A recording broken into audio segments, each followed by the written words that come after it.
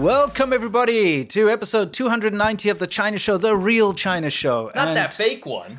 Not that annoying one that stole our name with stats. Yeah. Anyway, guys, we've got a big, jam-packed show for you today. An important one. It's episode 290, right? So where is that? What's the country code? Since it's episode 290, it's a big shout out to the area code of St. Helena, Ascension, and Tristan da Cunha. Oh, interesting. Which are, I guess, Caribbean islands. Excellent. It looks like they have some sort of British, maybe it's a British territory. I think it's a very, very, it's one of those like the most remote place in the world type of thing, where if you order something, it actually has to come from South Africa. Yeah. And then takes like 10 weeks or whatever to get to the island. I think it's somewhere in the middle of the Atlantic Ocean. I wonder if they have good rum. Probably. Yeah? Yeah. Caribbean usually does, right? I actually don't think it's Caribbean. Oh, you don't? Yeah, I'm full of crap because, Okay. I think it's like, it's east of, it's west of South Africa, between like South America and South Africa. Does that make sense? Yeah, it does. I think. Okay. You're probably right, but you could also be wrong. Mid-Atlantic, yeah, I'm right. There you go. All right, now you're right. Ding, ding, ding. Okay, excellent.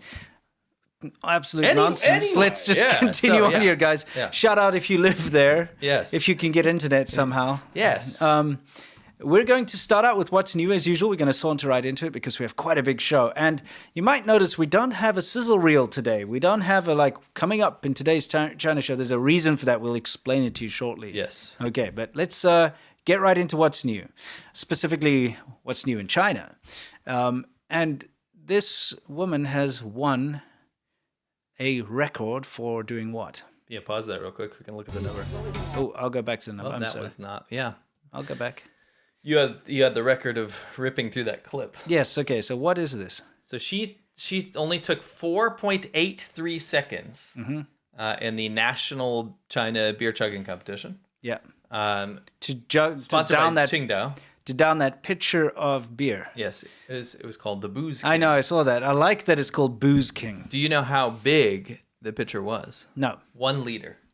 Okay. Could you drink a 1 liter of beer in 4.83 seconds? No, I mean not in that short amount of time. I could easily drink that. Oh, I don't think anyone can't drink. Yeah, it's easily drink that very quickly, but no, definitely not. Probably that. take me a minute at least. Yeah, a couple of tries. Yeah, exactly. 4 seconds is pretty wild. Do you ever see people that can do that? They just they can open their throat. Hockey players do it because they have to drink water real quick. Oh, okay. I thought there was another reason.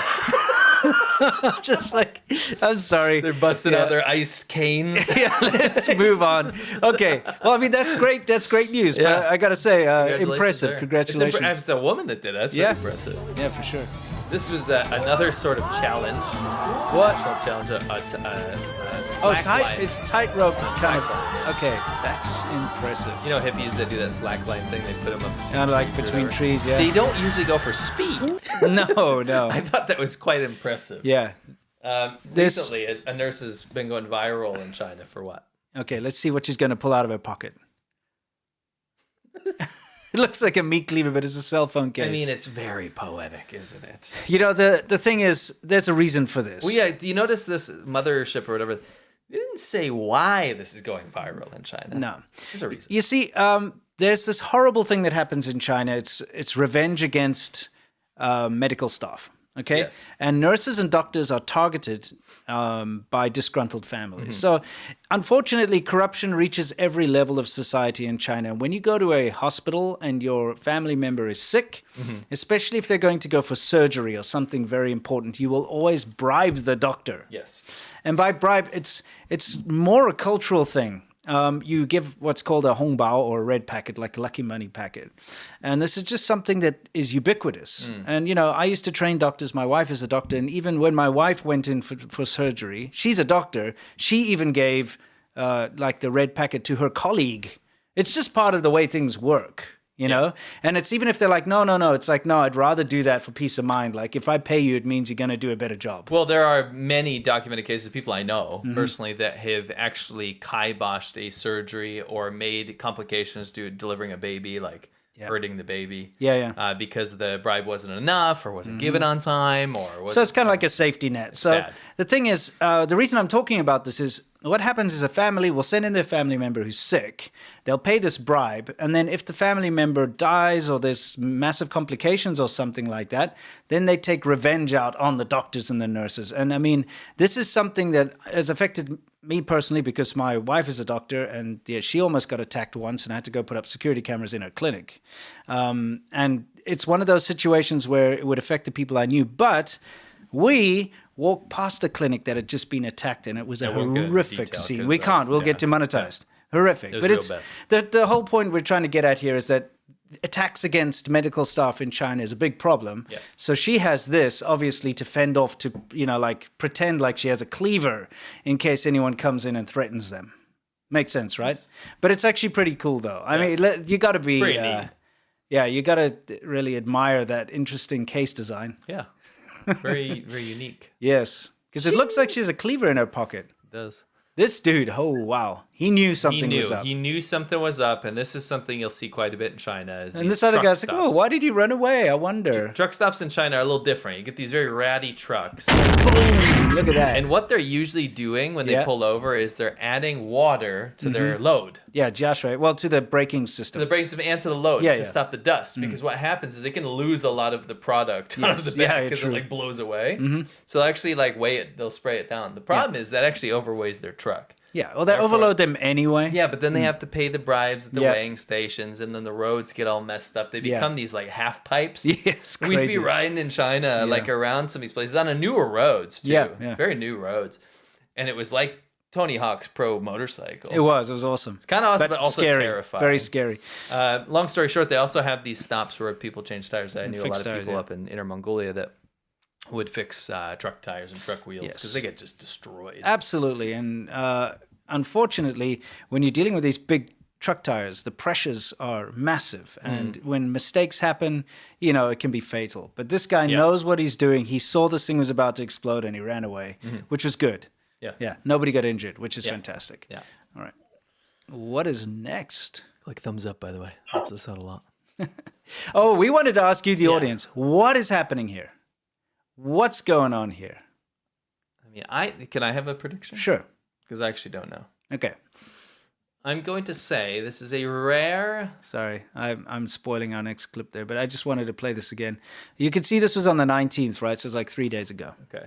It's important. Okay. If it happened a week before, wouldn't be relevant. Well, that's what everybody in the Chinese shills will be like, watch, it's so old. China changes so fast in 3 days. Yeah.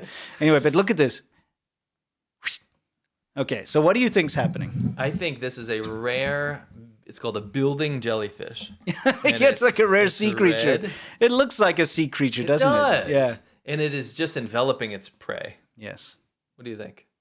Actually, you probably know. I know the story behind this. Okay. Should I read some? Read what some people are saying because I'm curious what you guys think this is. Someone is hungry, malfunctioning umbrella. Someone is stealing an umbrella. Someone is stealing food. Someone's hiding from a camera. Umbrella of doom, a giant squid, a umbrella monster, human crab, hermit crab. Yeah. Someone's stealing a purse, hiding from the camera, stealing. She's collecting an important pharmacy package. Okay, well, I mean, we've got a couple of guesses, but you're all wrong. Yes. What happened here was this person called in... It's more elaborate, right? Yes. I'm assuming. Yeah, this person called in for a delivery. Now, of course, everything's delivered in China because you've got so many delivery people, okay? And it's incredibly cheap. Okay. She ordered food, all right? And she told the delivery driver to leave the food in the elevator. Okay. And, you can... I know it's weird, but, you can give delivery instructions. Yeah, that's true. So, leave it at the front desk or whatever. She told him to leave Especially like an office, right? Yeah. She said, leave it in the elevator. Okay. Comes up. She went and hid herself with the umbrella, grabbed it, and then in the app said that she never received it and then requested a refund. But seriously. What? Yeah. I mean, that's big brain thinking. And the thing is, they couldn't prove that she got the thing or not. That's true, because you don't know who You don't know who was underneath the umbrella. So that was the whole point of it. Dude, there's something we haven't covered on our show, but we probably should have. Right now in China, there's this massive thing going on because there was a new policy put in place where you get free returns within a certain amount of days. I don't know the exact amount of days. Like nationwide or just a certain store? I think it's through, I don't know the exact details, but it's either through Taobao, it could be nationwide, it could just be through a store, but people are taking advantage of it crazily. So what's happening now is, especially women and live streamers and that kind of thing, they'll order a dress or a blouse or whatever, leave the tags on, wear it for however long the period is. Say it's 20 days, they'll wear it for like 19 days, and then they return it to get their money back. And there's some kind of like a no questions asked return policy right now. And so people aren't buying clothes anymore. They're just, buying them and returning them. Yeah, that's the thing is that this happens all the time in America. Yeah, it's but very common. But the difference is that it'll become such a copycat. So it'll be something that your aunt did it or your neighbor did it. Yeah, sure. But in China, it'll become such a copycat phenomenon that it will actually change an industry.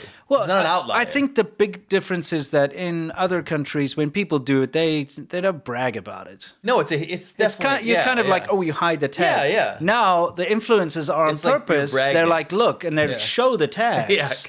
And so it's become such a phenomenon that people are just no longer buying clothes. They're just, borrowing them, so to speak. Well, and like I said, it'll be so because it's copycat culture. Yeah, it's destroying a whole industry. Then everyone will do it, right? Or the huge chunk of people will do All of these clothing, shops that are selling these things online are losing money now. That's crazy. It's become such a big thing. Anyway, this is kind of related, so I wanted to bring that in. Okay, let's move on. That's really ridiculous. Just once again, a little warning about lithium-ion batteries, especially if you have a Chinese... Play it. It's so long. Is it long? Yeah. Okay, sorry. If you have a Chinese scooter, whether it's one of those Razor-style ones or an e-bike or something, park it outside. Don't leave it. Don't charge it in your house or in your foyer or whatever you call it, on your porch. Foyer, we call it. Yeah, a foyer. Yeah, you call it a foyer. Yeah. Your entryway. People in the South call it a your mud refectory, room. Yeah, your mudroom. Don't put it in there. Leave it outside. To be able to entertain our friends better, so I invented this automatic coffee maker. The design is very human. Let me demonstrate. Pour in the coffee. Start brewing. Whoa. Feed the coffee to our friend's mouth. No one who's used it has ever given this coffee maker a bad review. Very easy to use. Interesting. I love it. Just pause it real quick. Yeah, that guy's been doing videos for years now, and I thought the reason I included it, I thought he's got to run out of steam at some point. Nope. He is still coming up with hilarious inventions. We featured him a few times in Shaban Ho. Yeah, he's great. It's good stuff. So guys, Chengguan. You guys know Chengguan by now, I'm sure. Yes, they are urban China's management. Thugs. Yeah, we'll call them thugs. Yeah, they're kind of like thugs attached to the police. They have authority. They're the lowest level of police, and they do the stuff that police don't want to be associated with. Yeah. So there's a thing in China, there are a lot of laws on paper.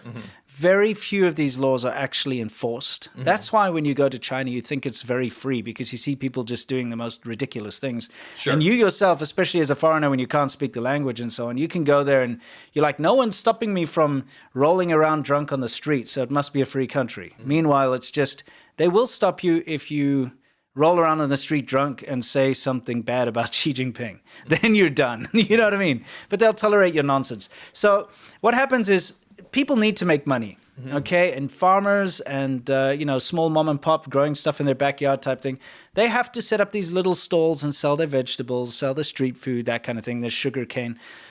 But they go and they sell them on the side of the road or in these pedestrian walkways where they're not supposed to. Because, in China does have all these laws about you can't block the roadway, you can't block the sidewalk. The laws in China mean you can't do anything. Yeah, you actually can't do anything. You can't live. But the way China works is you just do something until they tell you to stop.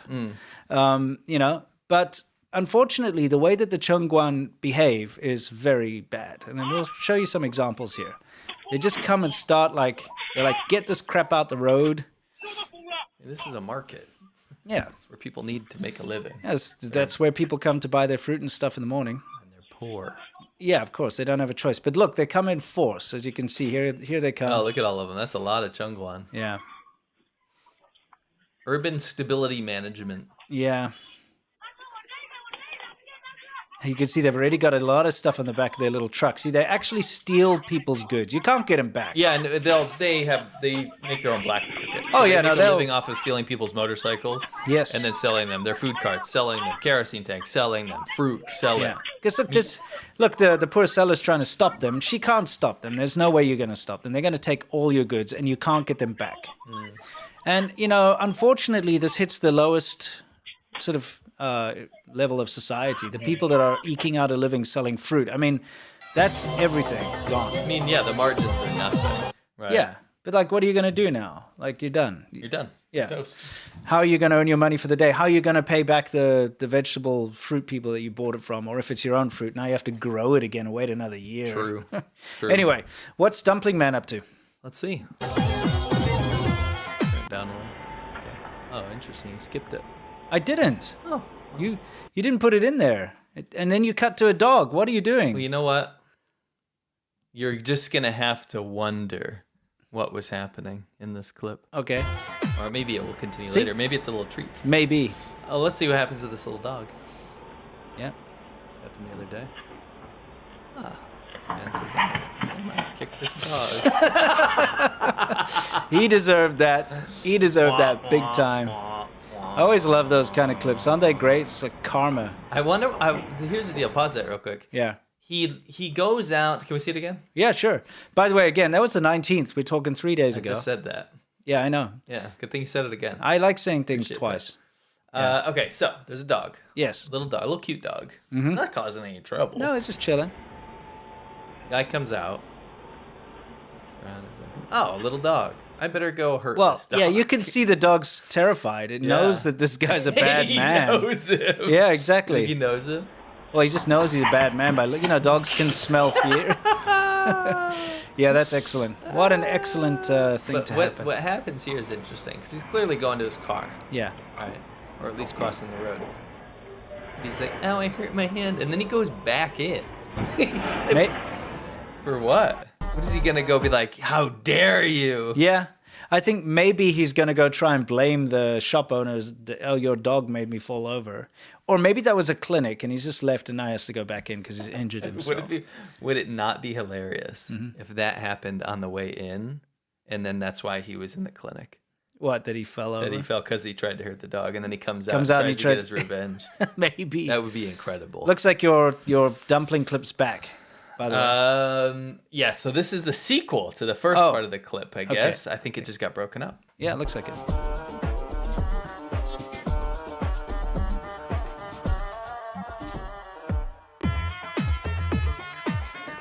This reminds me of like Fruit Ninja or something. Yeah. I hope this is a twist.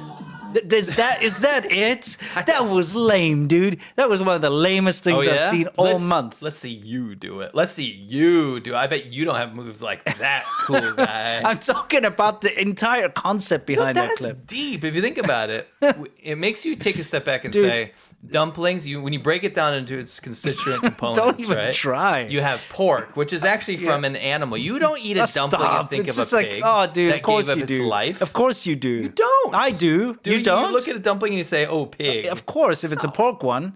If it's a vegetable one, I'm thinking of the tomatoes screaming.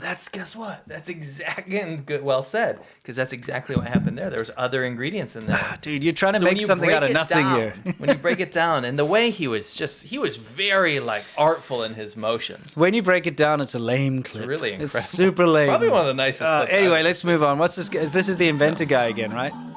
No. Oh. I'm trying to pause that. Some people were saying this is like kind of like a virtual girlfriend type idea. I think it's maybe just a dancing aid, teach you how to dance. Yeah, but then people were getting disturbed by it. Oh, because I don't like it. It looks weird. I don't like that one bit. I guess it could dance with you. I don't. I mean, do you need that as a dancing aid? I mean, just to practice. It's probably better than just dancing with air. Why does it gotta have a bag like I have no idea. So this is a joke that needs a little bit of explaining. Okay, you're gonna explain this joke. So this is not a real insect, obviously. This is not. Okay, good. The fact that you have to point that out worries me a little bit. I don't know. I've seen some pretty weird stuff. So there is a joke, like a horseshoe crab. What? That's a weird thing. Yeah, I caught them in Cape Cod. Yeah. Yeah, they're weird. Very cool animals. Yeah. Blue blood. Like prehistoric. Yeah. There's a joke Okay. on the Chinese internet. Is it about dumplings? No. Okay. There always has been a joke Okay. on the Chinese internet about Guangdong people, Cantonese people, people from the south of China, right? Yeah. And they eat everything, right? Everything that back faces the sun except for a table. Yes. You know, anything on 4 legs or whatever. Except Except the table. Yeah, or a chair. Yeah. And it's kind of true. Yeah. So there's a thing, though, is that they've been leaning into the joke because they've now been saying, well, I bet they even eat cockroaches. Well, come on, dude. We've shown that a lot. I know. People do eat But cockroaches. they're leaning into it now. And they're Remember the making... cockroach coffee from last time? Yes. Remember when we made cockroach coffee? Yes, but that was by mistake. Just happened to be a colony of cockroaches in our coffee machine, and we only found out why it was tasting bad when we opened it up and saw all the dead cockroaches inside. Thanks. And live ones. Yeah, and thanks for reminding me. I'm sorry. Thank about you. that. Anyway, getting back to Okay, it. yeah. Okay. This is the Guangdong people, the Cantonese people, are now making food that looks like cockroaches as a joke to be like, yeah, hell yeah, we eat cockroaches. Okay. So this is actually pretty inventive. If you look at this bad boy. Okay. I mean, the detail here is pretty incredible. It's absolutely vile. But it's that red bean with custard type thing. Yes. It ends up being a dessert bun. I still wouldn't want to eat it. Because of the way it looks? Yeah. Yeah. Yeah. I think Anyway. I'm all right. Yeah. I mean, in a pinch, but I wouldn't want to. I'd like deform it first. I wish I had said that was just a massive cockroach and seen what people had said first. That probably would have been way more entertaining. Yeah, true. You know? Anyway, this is There's a teacher, right? let's just say a teacher that the students I don't think like very Okay. much. All right. Like building her in The Sims. Okay. Interesting. You guys remember this Okay. Yeah. from last week? Well, guess what? ... You remember this? Remember this But episode? that's the wrong thumbnail. No, but it's a thumbnail that some people would have seen. Oh, then did we do the A/B test? I don't think so. Oh, we didn't? Well, either way, that was our last episode. Yeah. And it was about a bridge collapse. Correct. Okay? And lo and behold, we got this little message. Yeah, so quick recap. Last week, our video about the bridge that collapsed, We'll just show you in a second. Yeah. It went out. It was getting good views. It was almost viral. Yeah, it was one of our best episodes in a long while. And then Performance-wise, yeah. I woke up for some reason in the middle of the night, like about 1 a.m., and I checked my phone, and it had been age restricted. People were notifying me that they couldn't view the video anymore. And if you know anything about YouTube, if it gets age restricted, if a video gets age restricted, you cannot watch it unless you signed in. A lot of people don't like to sign in to watch videos. Tens of percents of people don't sign in to watch On top videos. of that, YouTube doesn't promote it anymore because there's no reason. They can't get ad money from it or whatever. So it killed the video. Okay. And so immediately I did the appeal and it was rejected almost immediately. This is what we showed, okay, which is the Hongqi Bridge, which had only been open for, 3 months? Yeah, well, Couple of more months. concrete, Oh, January. since January it was when it was being completed, right? So only a couple of months and then it collapsed, which is a big embarrassment for China. It was a mega project. Yeah, it is. It's one of those vanity projects that they get people to say America's doomed, China's figured everything out. Look at our look at how great and quick China builds all these things. So, of course, got a lot of traction. yeah, People care about this. of course. It's very weird that you'd age restrict that because I combed through the episode multiple times, wasting my weekend, Yep. being like, what? Because they didn't tell us why it was age restricted. Yes, they Our did. views stopped overnight, like that. Yeah, of course. Our money was gone. No one got to see it. Yep. And if it did come up on your feed and you were signed in, it's blurred. Yeah, it blurred. You can't see the thumbnail. It's not recommended. So we're like, there must be something going on here. I comb through, waste all my time. I can't figure it out. No. Nothing in this episode seems age restrictable. Yes. Okay. So I appeal it. We go, and we can't get into details of the whole YouTube back end of things, but we reached out. They were like, okay, let's figure this out. Right. Yep. Takes a week to resolve. In fact, it was only just yesterday. Yesterday, yeah. It took a week to resolve this. Yeah.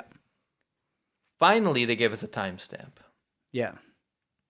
The timestamp, I could not believe my eyes. And I had to double, triple, quadruple check. Do you know why they age restricted our video? Don't push it. I kind of want to. I won't. Would that make a lot of sense? No. So would it make sense to you if I told you that, what if China really doesn't want people to see this bridge collapse video, right? Yeah, of course they don't. They're going to try to do, and this is my theory, by the way, they're going to try to do everything possible to try to get this thing taken down. Yep. So again, that's all hypothetical speculation. That's what happened. But this timestamp gets sent to us, and they did allow us, which is never allowed. They never really let us chop stuff out and reappeal. Yeah, they did. So I thank you to you two for doing that. Yeah, finally. But it took a week, and it doesn't matter now. Now all the potential for views are gone. Oh yeah, nobody's gonna watch a week-old video. It's a week-old video. So we went to the timestamp. Would you care to explain what the timestamp was? You know, every time in the, as like a running gag, every time I show coming up in today's China show, I show the little clip of My Little Brony. You know, the British guy who got kicked in the balls, where he goes, that thing. That is why it got age restricted, because of that clip of the British guy getting kicked in the balls by the Chinese woman, which is a comedic, funny, tiny little clip, which I use as a joke, a running joke. Yeah. Because of that, our video got age restricted. Ridiculous. So we showed bridges falling down. We showed motorcycle police crashing into cars. Falling down too. Exactly. We showed all of these things. He got mauled. The reason why we got age restricted was because of My Little Brony, My Brittle Pony, being, kicked in the balls. Yes. That's it. Yes. That's it. And here's the deal. Yeah. What that did was it served to probably erase 200,000 or 300,000 views. Oh yeah. Potential views that could have seen this very important story that we covered, because we did a full documentary basically about all the bridge collapses and I documented all the sources. It was very important. Yeah, sure. It took an entire week of work for us, right? Yeah. And because of such a stupid little thing, they managed to get that. And to me, that's a little suspect, considering we've played that how many times now? Every single episode in the beginning. Every single episode. My Brittle Ponies in the coming up in today's China show. You can go back and look. But that one, the bridge one specifically, they age restricted. And it shows you China must have been mass flagging that, or pulling strings with their spies inside of YouTube or something. Who knows? Either way, ridiculous. Wow. So we kind of wanted to rub it in a little bit here, guys. By the way, I just wanted to throw this out. Yes. Because China's clearly not happy about this. Just in 2025, 3 Chinese mega bridges have collapsed. Literally 3. Okay. There's the one in Sichuan that happened the other day. Mm-hmm.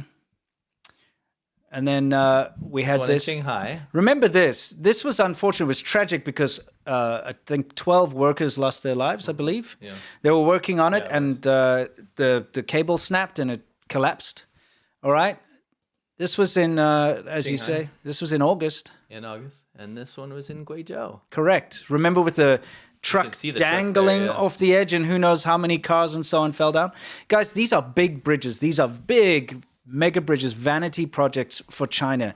This is top of the pops. These are the bridges that they will put all their effort into making sure they're good, and they still fell down and collapsed. Mm-hmm.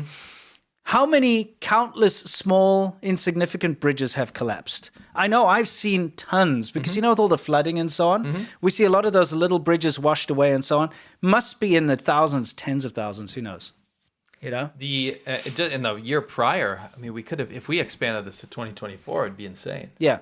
So it's good to remember that in this year alone, up until now, China has already lost 3 massive bridges. Officially. Oh, yeah. There could be more.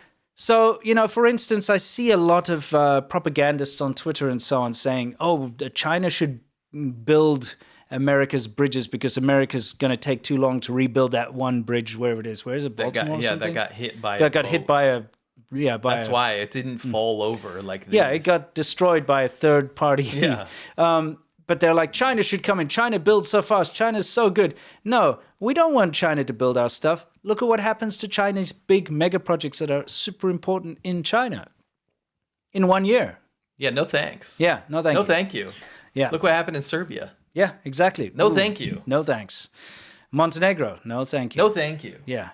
Africa, where they wiped everything out. No thank you. So we decided to have a telethon, guys. Yes. We're going to have a telethon because we've told you multiple times now that the best way to support us is on Patreon. Yes. Because that can actually fund our show. It funds our second show that we have on Patreon only. Yep. Which is called Xiaoban Ho. And you can help us defeat censorship because this is getting out of control. If we're going to lose our entire week's salary and we're going to lose all the exposure with our important messaging trying to get out there, then we need a way to continue this, right? And the only way that really we do continue this is through Patreon. So we decided throughout the show, guys, if you have the means, of course, we would love for you to sign up for a Patreon account. At any level, by the way. Doesn't matter which level. We decided to have 3 goals. What are they? Goal number 1 is if we get 25 signups, I'll be watching throughout there will the be a bonus holiday hangout video. So we're going to have an extra China show during the holiday season. It's going to be special. Oh, we just it's got going to be a big thing. We just got one. It's going to be this fantastic. It's going to be this awesome holiday themed thing where we do a Q&A and all sorts of other nonsense, right? Goal number 2, did you loop this or do I have to go back? I did not, yeah. Okay, you didn't loop it. I actually prepared a special sound bite just in case you hadn't looped it. There we go. All right, let's get back to our goals here. Goal number 2 is going to be, I'll wait for it to pop up in the background there. Eventually, it'll get there. Let's do it. Goal number 2 is going to be a free episode of Xiaban Ho, which is our VIP show. And it's going to be a special one. Do you want to tell everyone about it? Yes. So you mean the one that's coming up? Yeah, if we hit 50, that you win? If we hit 50 signups, yeah. So we're going to give you the latest episode of Xiaban Ho, the one that we just did. Yeah. Which we'll actually show you a little teaser of in a second. Yeah. But we're going to give you that one. And also we have a very special one coming up here. So just something to look forward to. If you do end up joining the show, you're going to be able to see our new show coming up, which is going to be about revolutionary fantasies, which are the most hilarious daytime TV shows that China plays about killing Japan. And how like one CCP soldier will defeat like 100 Japanese usually like soldiers. a farmer or something. Yes. The third goal is going to be an invitation to this year's Royal Rumble. If we hit 75 signups, that's a stretch. But if we do hit it, everyone's going to get it. Everyone's going to be invited, and a week before the actual Royal Rumble, we will release the link so that you guys can. We just had another sign up, by the way. Oh wow! We got 2 already here. Fantastic. Guys, we are working on it. So remember, I want to go over those goals really quickly because in this pledge drive, as we try to bring awareness to this censor. Oh, we just got another one. Oh wow! Excellent. As we drive awareness to this, I want you to know that these goals are going to go to. We're a democratic show. We're also we believe in charity and goodwill. These bonuses go to everybody. Yeah. So when you're doing your part, if you have the funds to do this, you're helping everybody get these goals. Yep. So if we hit that first goal, we get that bonus holiday hangout for everyone. Do it around Christmas time. Correct. If we get that goal 2, everyone gets the latest Xiaban Ho episode. Yes. And if you get that goal number 3, that invitation to the Royal Rumble is usually a paywall thing. Yep. A lot of effort, love, and work goes into the Royal Rumble where all the characters in the China show come together and have a wrestling match. That's right. And there is one person at the end that is the winner and crowned the Royal Rumble champion. Super fun. For that year. It's probably the most fun thing we do all year. Oh, we yeah, look forward it's to a it. I wish highlight. we had 10 of them during the year. Yep. But everyone is going to get the invitation this year. Correct. Which is pretty amazing considering how prestigious and amazing and how much work goes into that show. Yeah. Everyone will get it. If we hit that stretch goal, which is amazing if we do. Either way. I just want to say 1, 2, 3, 4, 5, 6, 7. We got 7 signups already, guys. Wow. Okay. This pledge drive is already going swimmingly. And I want to say one more thing. Sure. See that text at the bottom there? I don't know. Can you get us out real quick? Sure. It says... gift a membership at the China show. So this is probably the best feature here is if you are already a member, because we know there's lots of you guys. Sure. If you're already a member here, then you can give it to someone else. Yeah. You can gift it. So if you put in someone's email address that you think might like this show, you can spread the love in that way. Yes. Number 2, just something to think about. All of these levels are going to go towards this goal. Yes. Number 1. Number 2, only the $10 and $20 tier will get you access to our bonus show on Monday, just so you know, so you're aware. I also want to say, another one. Guys, I don't like ever, asking for charity or asking for anything like that. So I want you to understand that please only sign up if you have the means. What you're doing is you're signing up to help us continue to help us fight the censorship that we face constantly on a weekly basis from the CCP, especially in today's climate. They have ramped up their political. What happened to the age restriction? Yeah, they lean on all the countries with their political might and their money. They've ramped up the propaganda. It's insane the kind of nonsense we're seeing every day. They're clearly using thousands of bot accounts. Yeah. And this has been documented before, right? In other cases, to go and mass report videos. Yeah. So not only would you be helping us stand up to this and stay on the air, so to speak, but you'll also be getting a really premium show, something that we love and we put a lot of effort into every single Monday if you join the $10 or $20 tier. And again, I know it's a big ask, so please, only if you have the means. Also, just want to say one more thing before we move on. Sure. And I'll count how many we got after this. Okay. But this is a pledge drive. If we somehow magically do hit that top tier goal, it doesn't mean it's over, because again, like you said, that's if you're watching this in post and maybe the goal was hit or maybe it wasn't, please consider also signing up, because you do get that show and you're going to help us out. Yeah. Right. This is a long-term support that we can stay on the air. We can do what we do. Yes, right? exactly. It's tough what we do. Yeah. So thank you so much. I'm going to read this real quick. Oh, okay. 1, 2, 3, 4, 5, 6, 7, 8, 9, 10, 11, 12, 13, 14, 15, 16, 17. We're already up to 17. Wow. For the first. I got to say, guys, thank you. We may hit the first goal. Thank you so much. Seriously, donkey, as we say in 18, 19. 19. 19. We're up to 19. So I'll keep you updated through the show. Cool. We'll come back to this a little bit later. We'll reconvene. So anyway, here's a little preview. If we do hit the second goal, this is the episode that we're going to give away. This is what we did on Monday. Super fun. Let's take a look.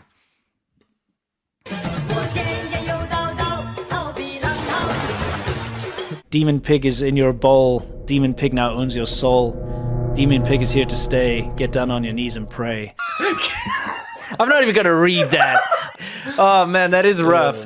Can't believe you didn't see that already. Yeah, exactly. Yeah. Public demonstration of affection. That's hilarious. Will not be tolerated here. Enough said.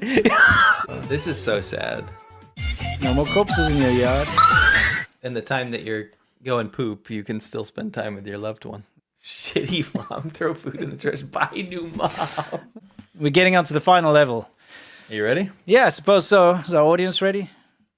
So in that episode, what we did was we doom scrolled the Chinese internet. Yes. And then did tier 1 through 5. Mm-hmm. Tier 1 was relatively mild, and then tier 5 was absolute absurdity and insanity. So we went through the Chinese internet, and you doom scrolled with us. It was a lot of fun. It was super fun. We had a good time. And of course, if you'd like to join up, feel free, and you'll gain access to all of our 170 plus. I have to say something. What's that? We just hit 25. We just hit goal 1. Goal achieved. Okay, wow, that's incredible. Where is that? I've got to find my little goal button. I will be putting in the there, go! Free holiday hangout stream. So we will be around Christmas time. We will have a holiday stream hangout with you guys. Probably crack some beers. I can't wait. It's going to be a lot of fun. Better with the Q&A. better be some eggnog over there. Okay, well, if you want eggnog, I'm not a big fan myself. You're gonna have to try. It's very filling. Yes, well, I got some eggnog. Rich. It's gonna be super fun. Yes. We already have some things planned to make it special. Thank you very much, everyone, for helping us hit that first goal. And keep the goal going, guys, because we're gonna be reconvening and checking out, see if we hit that second goal. Thank you so much. Thank you, and time to continue with the show. Mm-hmm. Okay, yeah, this was the doom scroll, and this is if we hit the second goal. That's what you'll get. Yeah. Okay, now this has gone viral because I'm not sure if you guys know, but right now China is throwing its toys out the cot. Is that what you say in America? I've heard it. What would you say? What did children having a tantrum? No, I know that, but like, what kind of a bed do children sleep in? Little kids. Crib. Crib.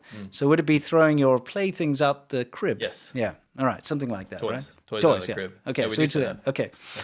So that's what China's doing. So basically, what happened is the new prime minister of Japan, the new female prime minister, is really cool and badass.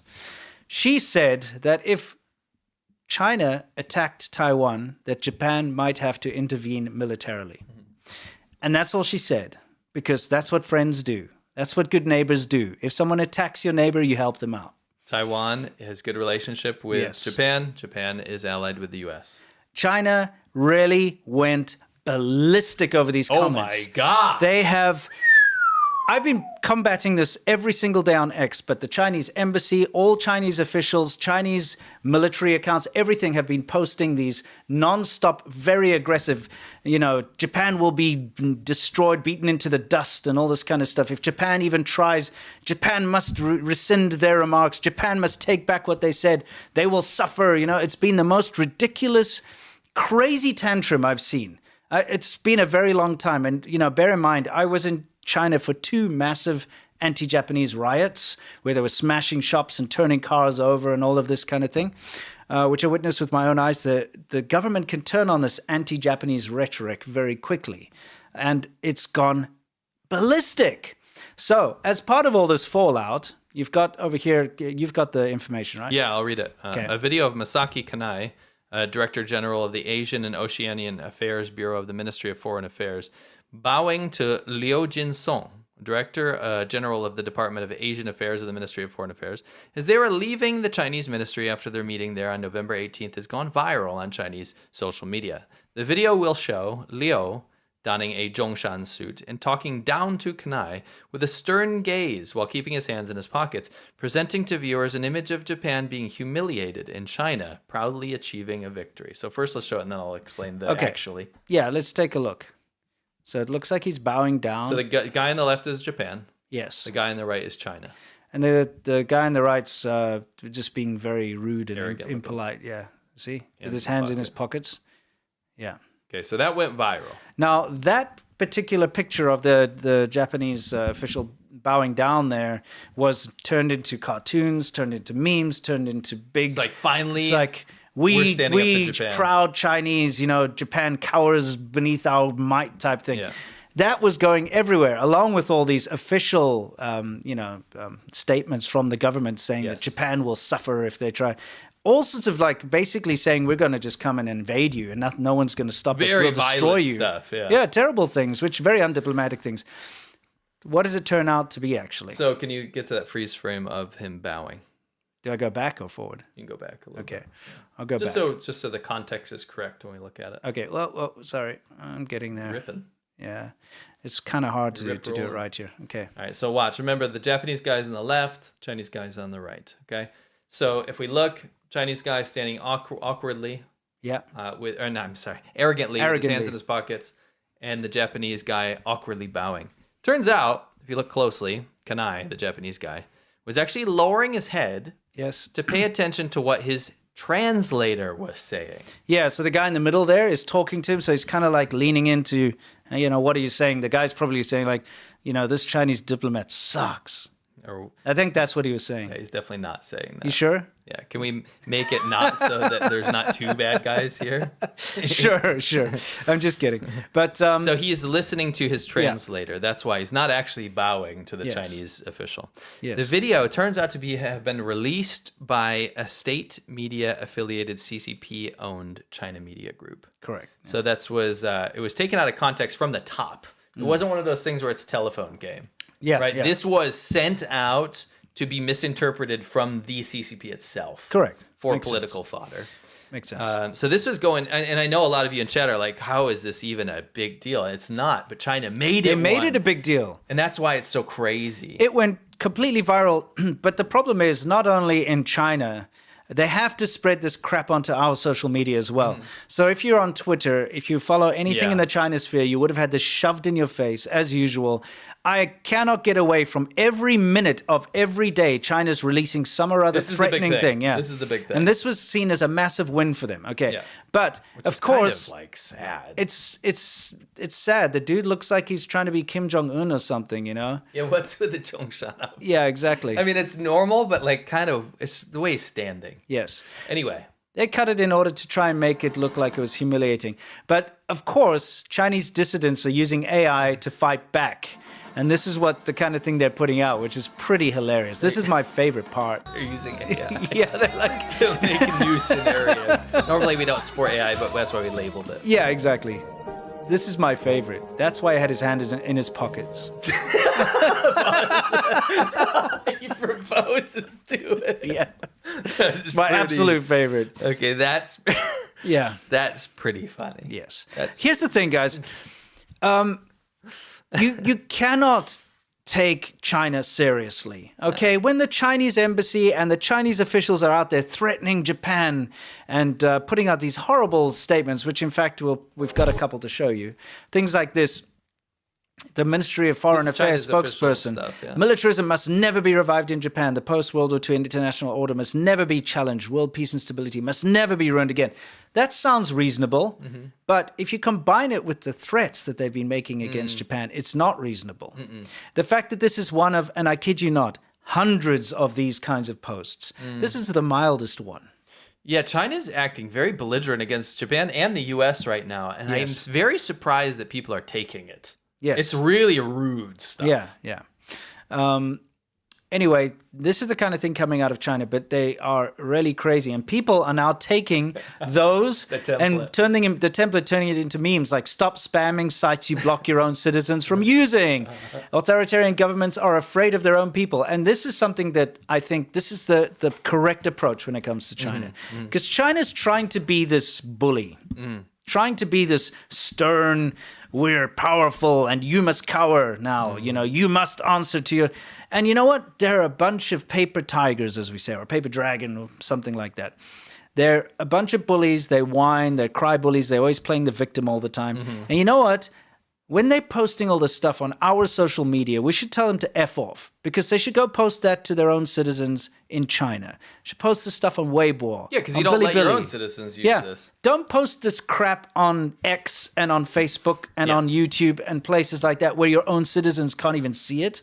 We don't want to hear your incessant yapping because that's what it is. It's constant. It's like an annoying little dog yapping at your heels. Japan's bad, Japan's bad, Japan's bad, Japan's bad. That's all I've been seeing every day, every minute of the day. And it's so annoying. You know what I mean? Get out of here, China. Go post your junk on your own stuff and leave us alone.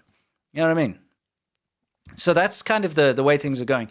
But I love what people are putting out now. If you believe communist propaganda that grossly distorts history, you have a problem with your intelligence. Using their template. Yeah, by using their template. And I approve of that. And in reality, Japan and Taiwan are coming together quite nicely. These are the good guys, the guys you see over here. They believe in friendship and love, whereas the Communist Party of China is insecure, filled with rage and hatred towards their neighbors, rather than being friends. They're not good friends. They're not good allies. They're not allies with anyone other than themselves. They absolutely believe that China is the center of the universe and the Chinese way is the only way and everyone else must serve them. So... This over here, if you guys ever want to make a statement, you could post this picture out there and say, these are the good guys. Japan and Taiwan getting along. Two fantastic countries who are friends cooperating. And allies of America as They're well. Democracies, and of course they're friends and allies. And they don't hack our infrastructure. They don't try to undercut us and send fentanyl into our countries, that type of thing. They don't knock off our designs and steal everything. All our IP. They trade and partner with us and keep the world a safer place. Exactly. So, anyway, good guys. And they don't yap all the time. Let's move on. Oh, we have a word, and this is a cool word. You guys ready? Let's do it. Holiday season is here, and what better way to celebrate the holiday than giving the gift of giving? Because giving is cool when you're giving and getting, but giving is better. We here at The China Show always struggle when it comes to finding gifts for people. I don't like giving something to someone unless it's significant, something cool, something useful, something that they'll appreciate. And that's where Extra comes in. They have incredibly good quality products that I can feel proud to give to my friends and family. Their wallets are second to none. They're high-tech, they've got RFID blockers built in, they're rugged, they're stylish, they're awesome. They have so many different wallets to choose from, you'll be spoiled for choice. On top of that, they're selling these incredibly cool bags for travel, where you can stick all of your clothes, dirty or not, vacuum them up, and they're safe. Things won't get lost. They pack really easy, makes your life traveling so much better. And even if you just want to store a few things in your closet out the way, they're fantastic. In fact, Sarah AI escaped from last time we put her in one of these bags, so we had to get her back in there, because you know what? She takes up a lot of space. See how much better that is? Now she's kind of like a football. Extra also has other products like these rechargeable tracker cards, which work on the Apple Find My network. So they work exactly like an Apple AirTag. They work on the same network as an Apple AirTag, except they have the convenience of being in a card form factor and being rechargeable, so you don't have to go out and buy new batteries every time it runs low. Right now, Exeter's got a Black Friday sale of up to 54% off, and it's all the way until November 30th. So head on over to partner.exeter.com/China show or scan the QR code on the screen. So not only are you getting a massive Black Friday discount, but you can get a further discount by using the code CHINA at checkout. Anyway, go to partner.exeter.com/China show, get some cool extra gifts for your friends and family, and now back to the show. Well, thank you again to Exeter. I absolutely love their wallets. And my favorite thing is that all the leather ones are made in India. So assembled in India. Yeah, assembled Designed in India. in the Netherlands. Yes, everything's designed in the Netherlands. It's a Dutch company. All right, now back to Xinjiang. You guys know Xinjiang, right? You asking me? Yeah, you know Xinjiang, obviously. I know Xinjiang pretty well. I think you do, yes. Yeah. We haven't covered this for a while, but the whole Uyghur genocide denial propaganda thing has resurrected itself again. I'm sure you've noticed. You've got a lot of people saying, don't trust Western media, it's all lies. Just come and see for yourself, right? That's the biggest thing that they like to do. And it's one of those things like, just trust me, bro. You don't actually have to do it. In fact, please don't do it, right?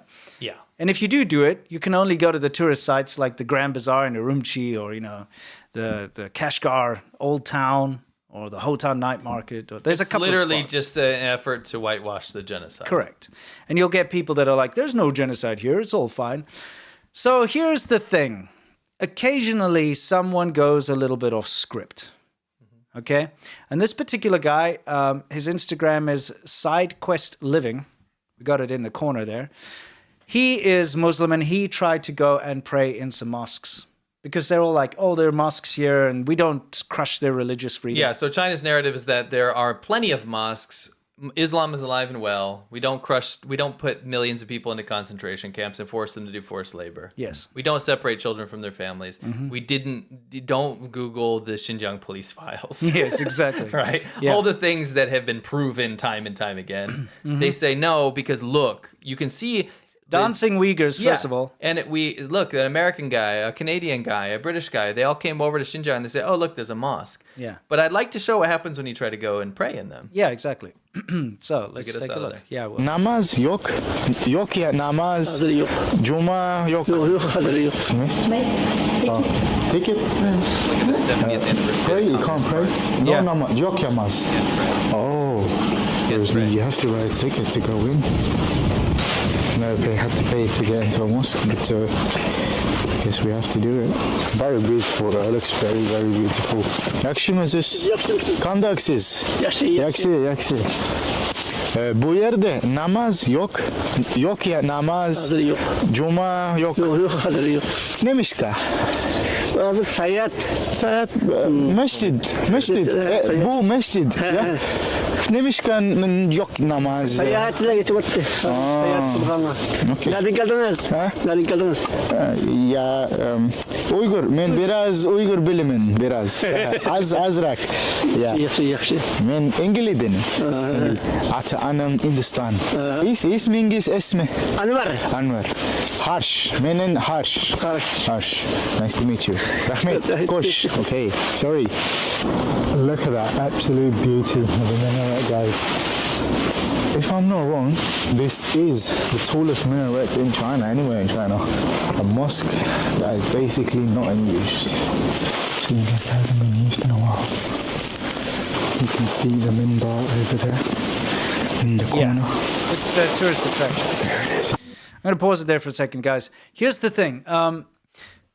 I've seen this before, where they turn all religious sites, Churches, Christian churches as well. Yeah, and temples You go, too. oh my gosh, that's a Christian church. Yeah. There's a cross. Yeah. You go in there, it's literally like celebrating the CCP, and there's nothing, you can't worship in there. Yeah, but No altar. it's a tourist attraction. Yeah. You know that famous one they keep showing in Kashgar, that the oldest mosque or whatever there? That's a tourist attraction. You pay a ticket to go in, and no one's praying there. You go there to look around and take photos. You know, they've all become tourist attractions, so they're not actually mosques. It's a husk. Just like this, you're not allowed to pray. But this guy went to several, not just these, right? Not just this particular one. No, because obviously he was like, well, where are the ones that you can pray at? Yes. Is the audio better on the other ones? I hope so. That was pretty bad audio. He's got to learn how to fix that. Maybe that's what he should pray. Ahı yok, ahı çok. Guys, finally a mosque to pray. Let's not get our hopes up. Hopefully it's open. Oh wow. Yakşı mısınız? Yakşı mısınız? Gelemiyor musun? Kandaksız. Kandaksız. Yakşı? Yakşı. Okay. Namaz? Yok. Neymiş kan? Yok. Men kalayım namaz. Yok, yok. Yok? Close. Kurus. Oh, why? Ahı yok, ahı çok. Okay. Salam aleyküm. Salam. Okay. Yo, isminiz ismi? Mehmet. Maşallah. Harsh. Okay, koş. Oh, damn, man. They say no. Wow, man. It's not even I'm sure they want me to let me, but I don't think they're allowed. Guys, every single mosque, every single Uyghur mosque I've been to, I've been turned away saying I cannot pray. The only mosques that I was able to pray was a Hui mosque. And there was also a tourist attraction. Guys, it's seeming to be very hard just to play. But even this is prayer time as well. It's prayer time in about 10 minutes. 20 minutes. Maghrib. So guys, I don't want to say too much right now. Guys, finally found a masjid. So this is another one. You can see in that one, as he said, the only mosque that he was able to pray was a Hui mosque, not a Uyghur mosque, and it was a tourist attraction. So imagine your church is turned into a tourist attraction, and then they tell you not allowed to, read certain verses from the Bible. You're not allowed to do this. You can't even worship. Yeah, exactly. I'm just saying, I'm putting it into yours. If you go to church, imagine the government comes in and says, okay, you're no longer allowed to, read these parts out of the Bible. You now have to put up a picture of Pol Pot and you have to, praise him instead. And by the way, we're just going to have tourists come in here and take photos of you while you're having your sermons. That's pretty much what they're doing. Yeah, except most of these mosques don't have service. Yeah, period. they don't. They're Yeah. gutted. Absolutely. They're not even being used. Well, I mean, he couldn't get into any of these Uyghur mosques. Let's see his third one here. And I think it is open. So let's see.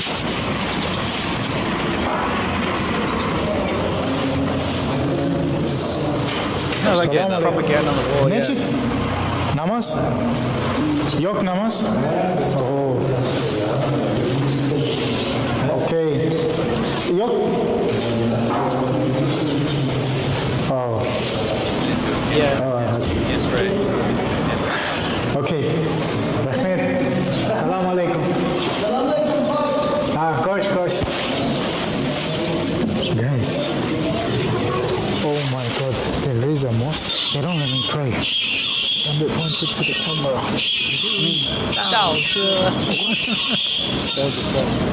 have no clue why they don't let me pray. It is. They've denied me entry into close to 10 mosques, guys. I swear. 10 of them. There is prayer going on, but they won't let me in. They all look at me helpless and they're like, oh. And they'll point to something. Yeah. I'm gonna go home, guys. I'm gonna go home and pray. So yeah. Yeah, okay, so there we have it. When they say come to Xinjiang and see for yourself. No, he did. Yeah. What they did. actually mean is come to the tourist sites, watch the happy dancing Uyghurs, and make a video to say that there's no genocide. But, they are so tight and controlling over what people can do as far as religion is concerned there that they won't allow the prayers. They've arrested people from, remember, having prayer study together, arrested people from reading the Quran, or listening to religious sermons in someone's house. Yeah. So... Children. Absolutely. They arrested children for reading the Quran, banned verses and things like that. Exactly. So literally, Google the Xinjiang police files. It's haunting. Yeah, it's Haunting. terrible. Anyway, you guys get the point. It's just good to show you that on the ground, if you do go to Xinjiang and you do actually try to pray in a mosque there, you won't be able to. And just before we move on for 10 seconds, I just want to say, even if you don't care about religious freedom or you even think Islam isn't good, right? Yeah. There's people with all different opinions of everything, right? Sure. That's not even the point of this. The point of this is China says one thing and does another. Because when they say something, they usually have nefarious purposes. Yes. China lies to your face. So use this analogy and copy and paste it to anything. Correct. Yeah. All All right, guys, let's move on to Soft Power Hour. This is where it's the main part of our show. We talk about how China is trying to change your mind. What do we got? Oh. So, if you didn't catch that, this woman is filming this. It's a fire at a chemical plant. Yep. And a guy says, don't film, don't film. So she says, who says I can't film? You'll see. Our chemical plant is on fire. Did somebody say chemical plant? Oh, no. No. Sonic. No, Sonic, no! Sonic's up to his usual stuff again. Sonic! Stop it! Okay. Quit that. In all honesty, okay, let's get serious for a minute here. 19th of November, so again, that's quite a day, a red letter day. It apparently. was, yeah. In Anhui, in a place called Huangshan, this city, this big chemical plant burst into flames and exploded. Can you tell us about it? Yeah, so Anhui Xinyuan Technology Company, they make epoxy and active diluents and resins, and they're using products like floor coatings, adhesives, composites, and electronic materials. Yeah. So this is a leading manufacturer, by the way, in epoxy stuff. Right. Blew up. Yes. Now, I wanted to, with all the parody aside and all this no Sonic no stuff aside, even though he is responsible for all this stuff. Not. I'm kidding. He's not responsible. And I say that because we have said that Sonic is a CIA operative. Yeah, that's so right. So it is not true. Yes, of course. This is definitely, I'm going to say this is most likely disgruntled employees. Yes. And you won't believe how many factory fires we've Oh uncovered. yeah, we're going to get into it. Wow. Crap. We didn't realize. We cover this almost every week. There's a new fire or whatever, but we've uncovered something crazy. But I just wanted to go back to the original thing, which I've translated here, and the guy definitely says no filming. And she says, "Who says I can't film?" And wait for it. So the guy says filming it will damage the image of Huangshan City. What he means is China, right? Yeah. It's like our city. If you film it and people see it, it's going to make us look bad. Yes. So I like what she says. I like this woman. She's great. She says, not filming it will damage it more. And he's like, don't film. That's the priority. The priority is not like, hey, let's fix this, or this is a problem, or oh my goodness, this is bad. Let's call the whatever. It's like, don't film it. Yes. That's the number one priority. It's not about safety at that point. It's about image. And that's how China operates. Don't film things. Don't let people see the bad side, because we're telling the world, we're telling the rest of China, we're telling everyone that everything's great and we're better than everyone else. So if you show our flaws, it's going to hurt us. Don't do it. Yes. Isn't it crazy? It is. It's also crazy how much this has been happening. Yeah. Now, if we show you a chemical fire, what you just said about all this stuff, about how they're trying to stop showing it and all this kind of stuff, there's a reason they're trying to stop showing it. Mm-hmm. If I was to ask you, how many factory explosions do you think China has every year? I mean, maybe you would come up with 1, 2, and that would be big news. No, I'm just saying, like, considering that on our show, almost every week we can show maybe 3 to 5 examples. If you were not familiar. But even based on our show, I would say maybe a couple hundred. There you go. Right. I'd say a couple hundred. You would say that. The average person would probably say a couple, because the biggest epoxy factory or whatever catching on fire or blowing up, or the massive one that happened in Shandong. You see footage like that and you go, that's a major event. Right. Until you realize, you start digging through Peking University's slides. Okay, so this is a 2024 report by Peking University, which is like the Harvard of China. Yeah, so in this one alone, right? So in 2024, there actually were, it turns out, 23,000 factory fires in China. 23,000. And you could just run the rest. 23,000 factories burn in 1 year in China. That's insane. If you run like a model, right? Because they have now stopped talking about this. So right? that was 2025. So 2024, right? Yeah. So that's actually official from Peking University. Their study said 23,000. Yes. 2024, it's definitely, I mean, 2025, it's definitely been more. Actually, yeah, in China News Online, which is state media, actually linked all the sources below. So you guys can go to You can go look at the sources, right? Hopefully people are archiving them so they don't pull them. But anyway, so when you look at that, you have to base your model. So if you run like a model, right? Yeah. You're going to only be able to run that off of the previous year's data or previous experiences data because they're not counting anymore. Sure. The Chinese government doesn't seem to be wanting to put out any information for 2025. Of course. Dude, it's just like they stopped reporting their unemployment, youth unemployment. Same reason, right? So it's looking like between 20 and 25,000 factory fires in 2025. I'll say the footage that we have seen about factory explosions have been way more. Oh, it's ramped up. If you use an estimate, a model of not just fires, but actual explosions, like actual factory explosions, you're looking at more like 600 to 1,500 explosions just this year alone. That's insane. You don't have 1,000 factories blow up normally. No, that's not normal. That's insane. Look, it's absolutely a combination of China's terrible safety standards, absolutely appalling safety standards, which we've seen with our own eyes. I mean, look, when I left China in 2019, that was 6 years ago, people say, oh, it's a long time when it comes to China. It's not. It's still the same because we see all the same clips coming out of China now. But even then, I saw the most appalling safety standards in a first-tier city, Shenzhen, where people are, using cutting wheels without any goggles or shoes, and they're welding without welding masks and, just stupid things like that. But just fire safety, doors being locked with chains, that kind of thing. It's horrific. That's why this happens. That, and of course, the massive amount of disgruntled employees these days who are not being paid. Yeah. It's a bad combination. I do want to say these are estimates, right? But based on their 23,000 factory fires in 1 year in 2024. 23,000 factory fires is a lot. Yeah, but I mean, I think the more important figure is the up to 1,500 factory explosions in 1 year. Yeah. You don't blow up a factory. Yeah, That's one factory explosion in America would be headline news for months. Years, dude. There would be investigations. They'd be like interviews with the families. They would be like, this whole area has been affected. They'd be doing soil samples. They'd be doing surveys. It'd be like air pollution went up. They'd be like the bosses held accountable. The OSHA, all this stuff. It would be a huge thing. They'd make a Netflix show out of it. They would, and they do. I mean, people still go on about, that derailment of that train that spread that chemical, remember? Yeah. And Chinese propagandists and tankies use that all the time. Oh, look how unsafe America is.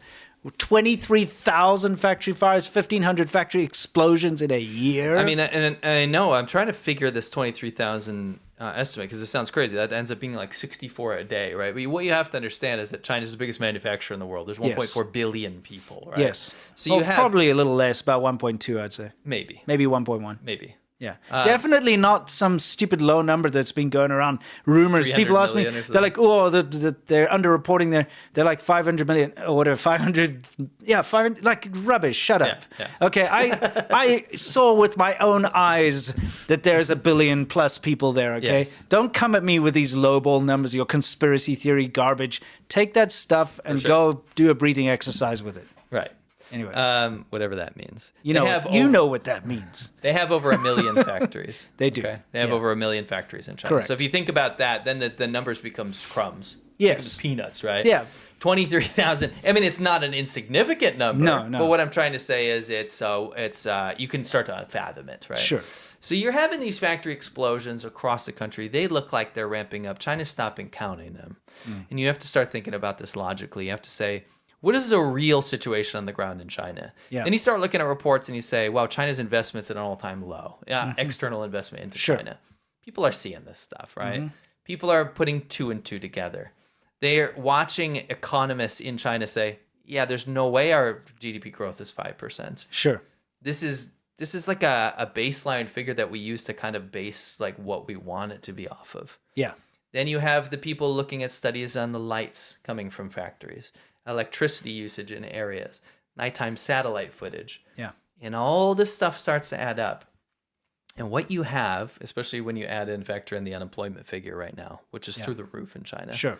You're looking at a situation where China has lied for so long that they started to believe themselves as a wealthy country that commands the world's economy, when in reality it doesn't. Correct. And unfortunately, it has duped many people around the world in companies, in governments, in leadership positions, normal investors. Yeah. They have read these reports and they say, well, China must be like my country. It must be one of those countries that puts out these statistics, and I can look at them and I can say, wow, I can trust, they have their head on their shoulders. Yeah. And then you start to think outside the box a little bit. And you say, all of this propaganda that they spend billions of dollars on to tell the China story well propaganda campaign from the central government. Why are they spending billions of dollars shutting down speech from people that are critical of the government? Yeah. Why do they spend billions of dollars trying to go on your TikTok and Instagram feed to tell you that China is the most investable country and it's very wealthy and it's better than yours and your country's flying living in the future? Why are they playing these clips of these cities with all these LEDs and claiming there's no potholes and that you can leave your wallet on the ground and no one will steal it? Why are they doing why are they everything lying? That's counter to the actual reality? If you talk to anybody from China, they would tell you the opposite. So you start to put 3 and 3 together. Sure. And you say, all of this is to keep China afloat because they're having a very, very difficult time right now. They absolutely are. You don't have 1,000 factories blow up with disgruntled employees setting them on fire. You don't have 23,000 factory fires a year. You don't have the economy saying it's 5%. You don't spend billions of dollars on external propaganda and internal dissent control unless something is very, very wrong. Yeah. And then you can zoom out all the way and you can make your conclusion. You say, all of this is because China completely relies on the rest of the world to exist. Correct. Without external investment and without being able to steal the IP and so on, they would not be anywhere right now. They'd still be in a very bad way. Now, this picture behind us, just wanted to remind you, this was a fire at a poultry factory a number of years ago, which killed 119 workers. 113, yeah. Was it 100? I think it was 119. Oh, either way, it doesn't matter. I just had that fresh number in mind. Because the all of the exits were blocked. There was only one door that people could escape out of. And you had so many people in the factory and they couldn't escape in time. So 119 people died in this particular factory. Oh, you're fire. right. I think it was 119. Yeah. And, you know, it's just... The safety standards are horrible and not much has changed since then. Another couple of years ago, 38 people died in a factory fire. Lots of people die and a lot of it's underreported or they don't want to report it. It's absolutely terrible. I used to train doctors, and as part of that, I used to go around to different hospitals. And in one particular, and I've talked about this before, one particular hospital I used to go to every week was a hand hospital, specialized in hand injuries, because of the amount of people that get their hands mangled in machinery in the factories in Shenzhen and the surrounding areas there. They actually had a massive hospital set up to specialize in people with really horrible hand injuries. Yes. It just shows you how rampant the lack of safety is. Anyway, let's move on. We wanted to show you this, and we forgot to mention when this happened about 3 weeks ago. 2.5 weeks ago now, this S41 highway in Yunnan, China was... It builds really good roads. It must be, it must be really nice. Oh, yeah. Must be nice to live in a real country. Forgot about that for a minute. China builds things so fast. I'm so jealous. Yeah, exactly. Dang. That's a great little highway. And this, wow. This is a brand new mall. So this is a couple days ago, right? This mall's ceiling fell down. Okay. Injured 8 people. Do you know how long this mall was open for? How long? 3 days. 3 days. 3 days. So this brand new mall, it's just opened. It's been operating for 3 days. The ceiling collapses and injures 8 people. I mean, that's the problem is you can see how flashy it is, right? It looks all flashy and it's got marble floors and it's got all the LED lights and everything. It looks nice and fancy. But after 3 days, the ceiling collapses and injures 8 people. That's the problem with Chinese construction is all the shortcuts and the tofu drag stuff. It looks good because they build it new. They don't maintain it. It won't most places remain don't have looking new good. stuff. Right? Yeah. So it's new. Your city or your town probably has stuff from like the 1800s or at least like 1910 or something. You know, you got old buildings. So when you see flashy new buildings, you're like, wow, they're living in the future. No, they just built something new. And guess what? It's not good. It's quantity over quality, right? This, on October 2nd, a little bit further back, we also missed reporting on this one. The roof collapsed on this very famous restaurant, and there's something very creepy about this, which we wanted to show you in particular. Let's see. And that is the fact that there is a children's playground on the roof, which I'm not sure if it's related to the restaurant or if there's some kind of daycare or something there, because it could be a multi-purpose building. Mm-hmm. But man, is that creepy. Take a look at that. Would you want your kids playing on that roof? I would not. It doesn't look like there's much of a barrier, you know? Yeah. It looks a bit sus. Never mind the fact that the roof collapses. So, I mean, I think that's probably the biggest part of this. But still, like, doesn't that just look like a disaster? It looks like a disaster waiting to happen. Wow, you know? Like, hey, Timmy, stay away from the edge of the building, you know? Collapse is part of the playground fun. Yeah, exactly. Wow. Come collapse with us. Correct. Come to the Lian Yungang restaurant in Jiangsu province in China. That's us. Yeah. Anyway, just once again, it just proves that you cannot trust the build quality in China. And you don't want them constructing your bridges or your buildings or anything, because this is the result, unfortunately. Yeah. Yeah. Yeah. So, have you got an update yet on our thing? I do. You know who hasn't made an appearance today, and I'm very happy about that. Oh. That stupid like farmer. Oh. Yeah. You want him to come? No, I'm very happy. Okay. I'm very happy that he's not here. If he were to make an appearance, I'd be very sad. Well, guess he's not coming then. Are you sure? You clearly don't want him here. I never want him here. Well, it sounds like you either do and you secretly want him to come here, or you don't. Do you think I secretly like the like farmer? I think you do. By the way, here's a scenic spot collapsing, which you cannot blame Chinese construction on. No, it's just news. Yeah, it's just news. Did you want? You wanted me to give you an update on the likes, or did you want to give me to give you an update on the signups? Because we'll hit the signups in a minute. Okay, all right. That's what I was curious about, to be honest. You guys think that you would like to give us a like? I'll tell you what, my friends. It's the like farmer, and I've arrived. I'll tell you what, if you hit that thumbs up button, you'll seed the feed. You gotta seed the feed. Every time you click that thumbs up button, it helps YouTube put our show on other people's feeds, and that's what we're doing here. So we're trying to hit 4,000 likes today. I'm getting a little greedy. You know what? Hungry. I know the like farmers are the like farm, but I dislike the like farmer. Well, I guess you don't like performance on YouTube. You just want the China show to fail. Absolutely and not. That's how it works around here. That's the dichotomy of this relationship.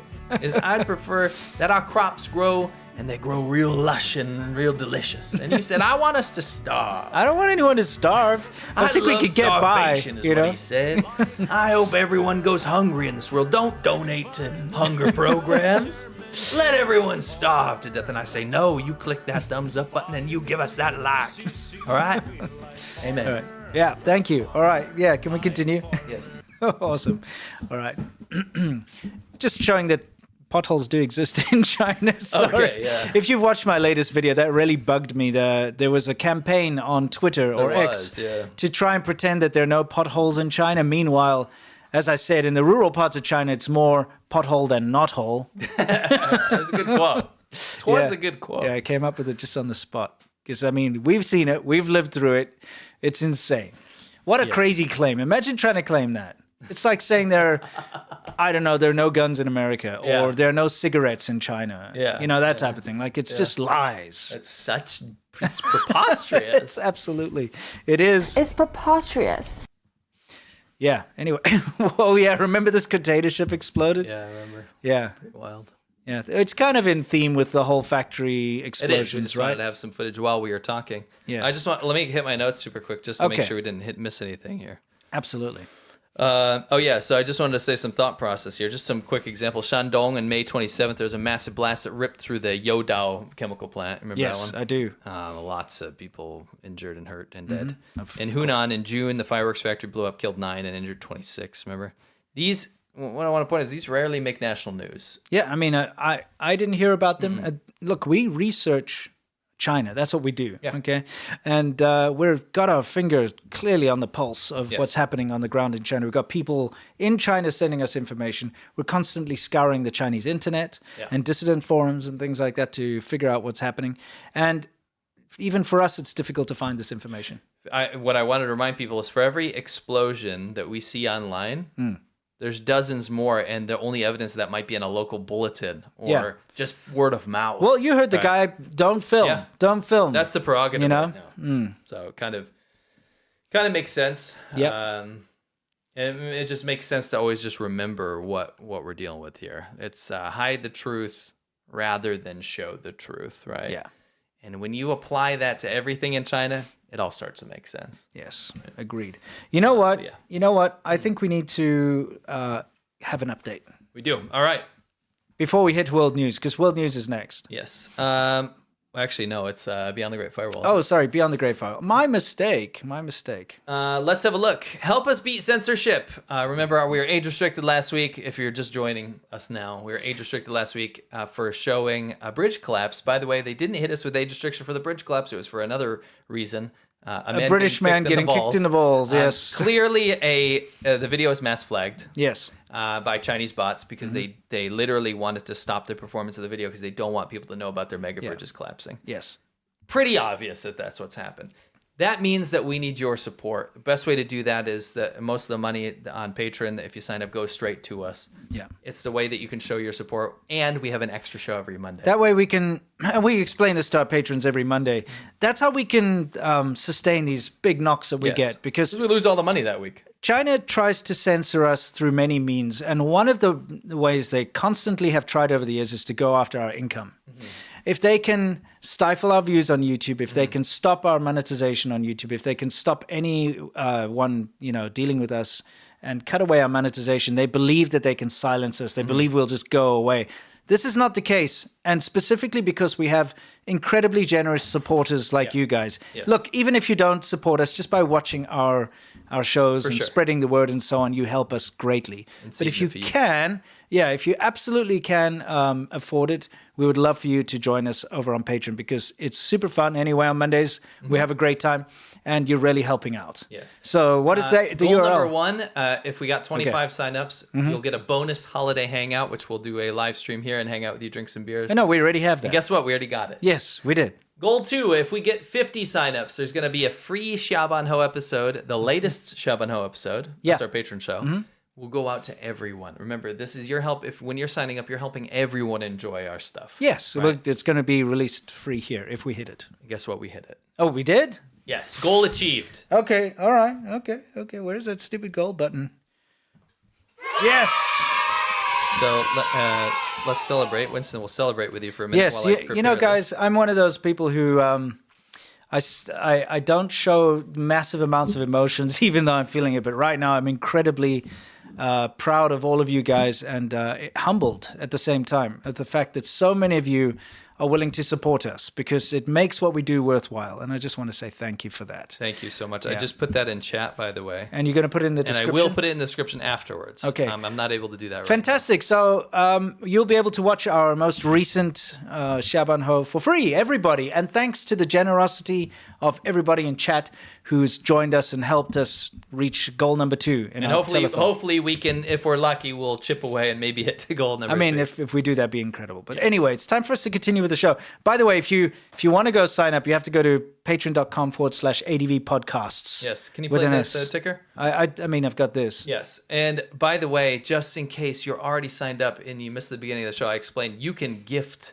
a membership to someone else now. Yes. And that's a fantastic tool, because think about people that you might think would like our show. Correct. All right. Because remember, you're not just sending someone like, this is how to support them. You get a whole show. Yeah. 170 plus episodes on Xiaoban Ho on our Patreon. Yeah. So, yeah. And we have some pretty interesting and wacky stuff on there, too. Yes. Anyways, Beyond the Great Firewall, this is an important one. I saw you translating it earlier. Yeah. So let's take a look. You've got subtitles. I do. And, well, can you tell people the gist? So basically, this woman in Shandong, so it's in northern China, where the Qingdao beer comes from. Yeah. She wanted to see, like, the average person who gets a pension from the government, so someone who's retired. Yeah. How much do they make, and how much are they able to afford on that pension? Because remember, China is the People's Republic of China. Sure. Right? The People's Republic of China takes care of its citizens because it's a communist country. They have communist benefits and social safety nets. That's what dumbasses in the West think who are like in college and they wear Che Guevara t-shirts. Correct. Yeah. It's not true. And as you can see here, China's pension for farmers/workers in Shandong is 122 yuan a month. That's $17 a month. I don't know how many of you guys out there think you can survive on $17 a month. That's not just food stipend. That's your living Gotta pay your rent. Yes. It's like, oh, I got $5 for rent. Yes. I mean, it's just laughable. What are you going to rent? A cardboard box? It's just laughable. I can't even buy a cardboard box big enough for me for $5. Yeah, from like USPS or something. Yeah, it'll be $27 or something. It will. Can't even get a cardboard box. You're right. But anyway, let's see what she has to say. 22块钱，平均到每天是4块钱。我们来看一下这4块钱的购买力到底有多强。你好，大爷，打扰您一下，方便问您几个问题吗？你今年多大了？67、8了，为什么还在工作呢？那现在跟那个老子搞关了，现在。我们有养老金吗？有。有养老金是吧？养老金多少呢？方便问一下吗？具体是120几呢？养老金120多是1个月还是1天呢？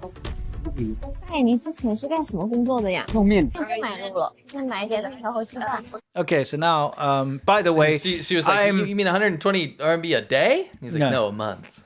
I'm gotta say that I don't think she realizes how dangerous this is, what she's doing. Well, don't point that out. We want people to do Of course, this kind of no, stuff. she's doing the right thing, but she's got balls, is what I'm saying. It's because, good. It's brave. You know, to actually just, and this isn't even like an expose. This is just it's just literally normal stuff. You know, talking to an old dude who's a street sweeper, ask him how much he makes a month on his pension. That shouldn't be controversial. That shouldn't be a jailable offense. No, but it is. It is in China. You can get into so much trouble if this spreads, you know. Think about Hu Chenfeng. Yes, exactly. This is what he did. This is what he used to do. Well, so she's going to go try. I have to just applaud her courage. Me too. Me too. Know? Absolutely. So now she's going to see what she can get in the shop for that amount. For her 4 RMB per day. What? 4 RMB a day. 先来看一下面条。900克的面条是4块9，我们再看一下，500克的话是3块钱，这个还比较符合我们的预算。900克也是6块6，那我们就拿这个3块钱的吧。那我们的预算只剩下。for the noodles, so she still has 1 RMB left. So she just bought a little 500 grams of noodles. Yes. And that was 3 RMB. Okay, what's she gonna get with her 1 RMB? 1块钱了，我们来看一下蔬菜。西红柿是4块9毛8一斤，我们挑一个最小的，是看多少钱？对它了，西红柿9毛钱，我们预算还剩下1毛钱，就买鸡蛋看一下。鸡蛋2块9毛8一斤，我们称一个鸡蛋看看。Yeah, eggs are very cheap in China. 鸡蛋是3包5个，今天的挑战已经超预算了。我们 gone over budget. So let's wait. see what they bought. Okay, let's see. 一个西红柿，1 tomato, 1 egg, and 1 bunch 加 of 闷 noodles. Now 购 that 买 was 力爆炸。 just quickly. That was the entire day's budget. That was all meals. Yes. That was rent. That was everything. I gotta say, electricity. First of all, yes, you have to cook those noodles and you have to boil water. How are you going to do that? You need fuel, whether you're using an electric kettle or making a fire. I mean, give me fuel, give me fire. Yeah, you need a pot or a pan or something. For sure. All of these things. That's probably what you desire. Yeah. I mean, quite honestly, though, do you see how desperate it is? Imagine you had, what is 4 RMB? In 60 cents. 60 cents a day to survive, but including everything, like you say, not just food. No, she's just showing an experiment of how much food you could buy. Yeah. That's it. It's insane. It's insane to think that China's lifted people out of poverty. You know, you see that stupid stat thrown around all the time, 800 million people lifted out of poverty. I mean, if that's lifted out of poverty, then I don't want to be lifted out of Chinese poverty. No, exactly. In China, the benchmark for poverty has been lowered so far down. And the official stats, something like if you earn $700 a year, you are no longer impoverished. You're no longer severely impoverished, so they can check you off as not being poor anymore. That's the socialist paradise that these streamers that go into China talk about. How amazing of course. it is. Isn't it amazing how well they take care of their people? Yeah, it's incredible. That 70-year-old men have to sweep the road. Must be nice to live in a real country. Sorry, yeah. So she's saying my purchasing power is very good, so let's buy some stuff. Yeah, which is really nice. 大爷买点东西。阿姨帮我称2斤五花肉， 2 pounds of pork. That's super 我们再 nice. 来买一包鸡蛋。 A whole bag of eggs, which is great. 肉蛋都有了，我们再去买点奶，我们再来拿一箱纯牛奶。大爷，给您买了点东西，请您一定要收下，早点下班回家休息。 Home early and rest. Thank you. 没事。 You're welcome. Yeah. Just remember. I don't want to be adding her to this, by the way. No, and hopefully we don't. Yeah, have to. we don't have to. Pootsmann Feng did the same thing on the Yes. left there. He has suffered digital death. They've wiped his existence off of the internet. Correct. They've demonized him. He is now an enemy of the country. Yeah. Just for trying to help people and spread the truth about people's living standards. Mm-hmm. He was a patriot too. He was not anti-China. Yeah, that's the thing. He was a nationalist, and even he got nailed. Yep. And we all know Peng Shuai. Tennis player. Yeah, She hasn't been disappeared. seen or heard from since 2022. Exactly. Just So to we always have that wall of digital death, and this is just a little reminder of how a lot of people have to work in China. yeah, some of the working conditions people have to put up. But bear in mind, it's freezing cold there. Yeah. That's why they're wearing all the stuff on their heads and so on. It's windy and cold. There are elderly people that have to cross rivers on rope bridges to go make very, very little wage. Yeah, no, I mean, look, here's the thing. You'll find poverty in all countries. The reason why we have to show this, by the way, they're crossing on looks like a collapsed fence. Yeah. The reason we have to show this is we need to have a counterpoint to all of this propaganda coming out right now. You can't pretend like it doesn't exist. But that's the problem is China does pretend like there are no problems in China. And I've challenged, I shared that mosque thing on Twitter, and a very well-known CCP shill who just whitewashes all the atrocities that the Chinese government does. He challenged me on Twitter to say that it's not true. I'm not talking. So I asked him, is it possible for you to even mildly criticize Xi Jinping or the Communist Party of China? And he couldn't. Nope. They're not allowed to. They can't even, you know what? I bet you right now that This they can't. one's 80, by the way. Yeah. Working in the field. You can't even. Pause Okay, I'll pause it. You can't even say that Xi Jinping's hairstyle is out of style or unfashionable. You can't say anything like that, right? If you can't do that, then that's a problem. No. Imagine you're living in a country where you can criticize the West all you want, and you can say how bad America is with You're homeless supposed to. people. That's what you do. But you can't even say that Xi Jinping's hairstyle is not to your taste. You can't even say No, that. you'd get in trouble. Yeah, you can't say anything bad about the CCP. Do you love this, by the way? What's this? This is homeless people. Oh, yes. You don't love that. No. But do you love what's in the background of them? What is in the background? The flags? No? No, the characters. Would you like to trying to read what they say? I can't see it from Here here. in the blurb. Oh, okay. This is in Suzhou, Jiangsu, China. Words behind the homeless say, uphold high the thought on socialism with Chinese characteristics for a new era. Yeah. Sorry. Not Yeah. laughing at the homeless, but it's the sheer irony. Yeah, of course. Yeah. I mean, I guess socialism with Chinese characteristics means that you don't have socialism. That's what it means. It means we get to call it socialism, but we do whatever we want with it. Yeah. Yeah, it's kind of crazy how they always do with Chinese characteristics. It's kind of like high quality with Chinese characteristics. That's what those cheap things on Amazon that break all the time are. It's high quality with Chinese characteristics. Anyway, worldview, guys, this is where we talk about everything in the world, specifically with regards to China. And this is quite the story. Yeah, it is. We were waiting to touch on it. Yeah, because there's been controversy. At first, Norway discovered that the buses that they got from China have like hidden communication technology built into them. Okay, SIM cards so that they can talk to China. And there was a lot of debate when they first found out, like, this is bad, this could be a kill switch. And there were people on these electric car forums on Reddit saying, that's all manufacturers do this, etc. But the difference is that all manufacturers don't belong to the Communist Party of China. In China, it doesn't matter what your company is, if you're a car company or you're a software company or you make shoes, the Chinese government can tell you what to do, and you must comply by law.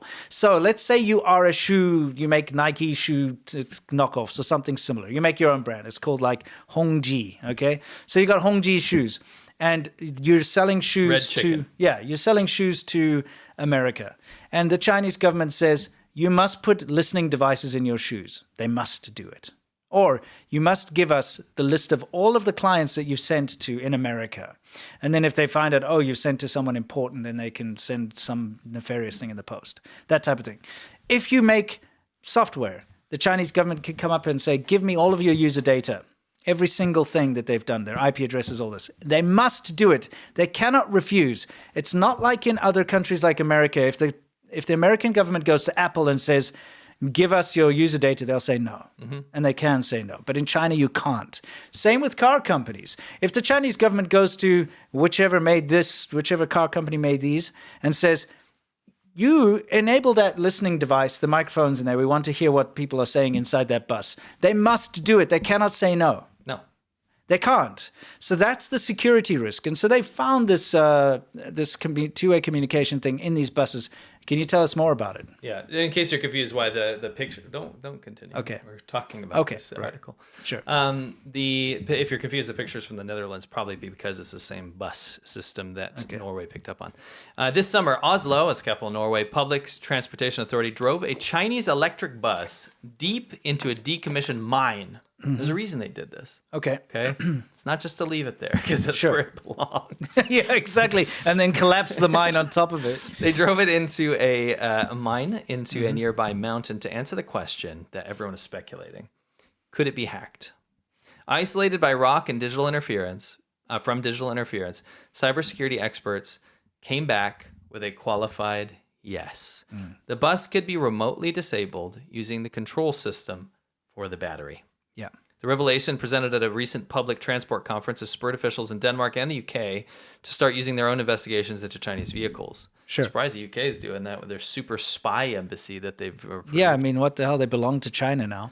It is also fed into broader security concerns across Europe about the growing prevalence of Chinese-made equipment in the region's energy and telecommunications infrastructure. I'm very glad that the U.S. has good protections against this kind of stuff compared to Europe, and I'm glad Europe seems like it's coming. Well, they got to wake up. They have to. Yeah. The worry is the same for automotive, autos, solar panels, and other connected devices. That mechanisms used for wirelessly delivering system updates could be exploited by hostile governments or third-party hackers to compromise critical networks. Yep. It turns out the Oslo Transport Authority router said the bus's mobile communication network via Romanian SIM card gave manufacturer Yutong access to the control system for the battery and power supply. Yeah. Reuter said it was addressing the vulnerability by developing firewalls and delaying the signal sent to vehicles, among other solutions. How about just removing that? How about don't buy Chinese? Don't buy Chinese, especially if it's called Yutong, because they're going to make you Tong Sawala. Yeah, tongue, but yeah. I know, but I'm going to say Tong.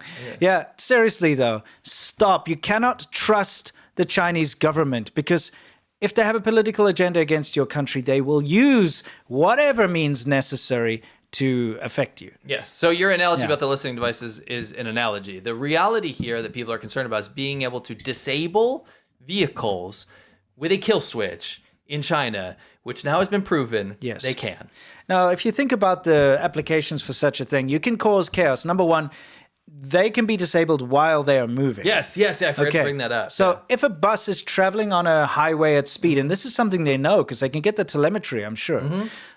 Bus is traveling at speed on a busy highway and it suddenly stops, it'll cause a massive pileup. So it'll injure people, it will cause chaos, it'll jam up roadways. Chaos Emerald. Yeah, exactly. Sonic will come on the scene again, yeah. But, there's all sorts of different applications you can use to, make this affect things during, I don't know, to delay an invasion or to invade or do something. What's funny? I was just reading it. Sorry, chat. Tropa17 says, imagine Speed, the movie, but it's a Chinese bus. I used to love that movie. Yeah, when I was younger. Yeah, kind of sucks, doesn't it? Yeah, but I had a big crush on Sandra Bullock. Oh, did you? Yeah, back in the day. That's a bunch of bullocks. Yeah, that's right. Anyway, shall we move on? Yeah. We shall. This is a really cool article, but be all and end all is that this article shows a interactive map on how China's probably going to use their civilian boats. No, probably they already do. To invade. Oh, right. So they've been tracking the movement of these, and so people aren't paying attention because they're like, oh, it's going to be destroyer ships and all this kind of stuff. But what they have is thousands and thousands and thousands of cargo ships and rusty fishing boats and all this kind of stuff. Would it hurt Chinese fishing boats to paint themselves? I think that's how they stay kind of hidden. By being like a rusty pile of trash. I love rust. They look like they're polluting the water just by being there. Just by existing. See, pause that, So these kind of ships. But anyway, I'm not going to get too much into it. You can read it yourself. I've linked it below. It's a very cool article. Yeah. But it's also very scary. Yeah. But I'm glad there's some awareness about how this might go down. Yeah. So that's kind of cool. Because, they're trying to be sneaky. 3 Chinese nationals and I guess an American guy was charged with smuggling NVIDIA HP chips to China. The ban on giving chips to China was broken by them. They were caught going through a shell company. What does a realty company? Yeah, what does a realty company? Yeah, anyway, real estate. Guys, this proves that, once again, China will never play by the rules. They break the laws to get what they want. Yep. Okay, and that's why you can't trust them with your buses or anything, really. Yeah, I think you've linked the article below. It's good. I'm glad that they managed to foil that. Yeah. It's good. There's just some details there we don't have to harp on because you guys can read that yourself. Yeah. This is part of the whole Japan row. This Japan spat, I don't want to get too much into it again, but you know what they did is China warned its citizens to not go there on holiday, because this is what they do. This is how they hurt people or countries that they don't like, is they hurt them monetarily. So they're like, fine, if you're going to make that statement, we're not going to let our people travel to your country anymore. So then something like 500,000 tourists canceled their plans. I think they were kind of forced to do that because, whatever people say in China, they still love going to Japan because Japan has the products they like. They like to go travel there. Okay, So they canceled that. They also canceled importing Japanese seafood, which also hurts them monetarily. And now they're also canceling any concert with Japanese musicians. When China goes into this xenophobic, anti-Japanese mode, it's very dangerous for Japanese people living and working in China. And of course, Japan's had to warn its citizens to be more careful because we've had horrible incidents where children have been, stabbed and things like that because of this. And, they've been targeted. They'd like to target the children and the families and that type of thing. So you got to be careful if you're Japanese in China right now. Be super careful.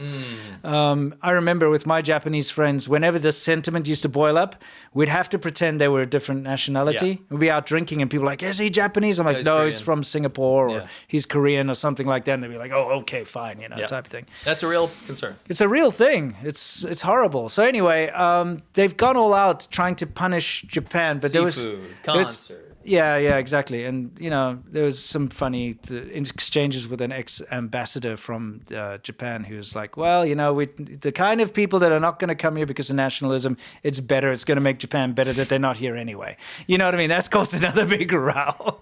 Anyway, let's not harp on about this. Let's continue on. And another thing is this influencer from China has just been arrested. Have you got the story? I do. November 19th, according to Cambodia China Times, Chinese internet celebrity Sister Orange was her nickname, and was rumored to have gone missing in Cambodia, sparking attention. By the way, can we just point out China's face filters once again? Yeah. Dude, that's what she really looks like. You've just seen her influencer dance around stuff.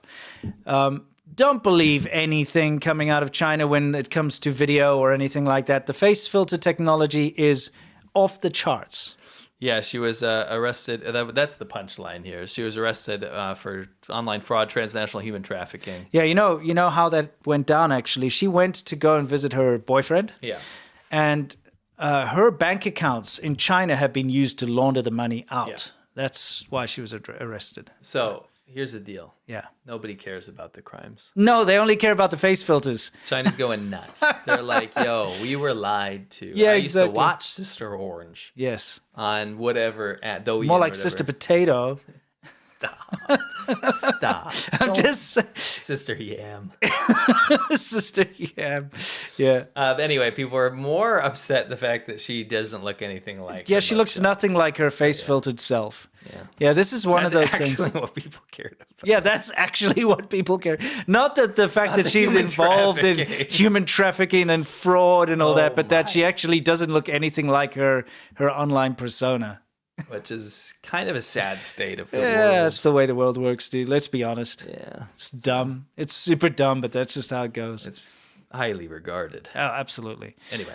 Yeah, it's time, guys, that was interesting. Time for us to hit our Yumcha Q&A segment. This is where we answer your questions and you question our answers. That's right. And can we have are we going to do a final look up at our amount of signups? I did. So I'm just waiting to see if we hit the goal. Oh, obviously, okay, but, okay. Remember, we have the patron goal up right now. It's the pledge drive. Why don't you hit the thing real quick? The pledge? It's the pledge drive. It's the China Show pledge drive. And we are trying to beat censorship. We're trying to fight these age restrictions. We're trying to fight these bots trying to take down our videos. We are trying to stay afloat. So if you sign up for Patreon or gift it to someone else, remember, if you go to patreon.com/ADP podcast, you can gift it to someone else. You can sign up yourself.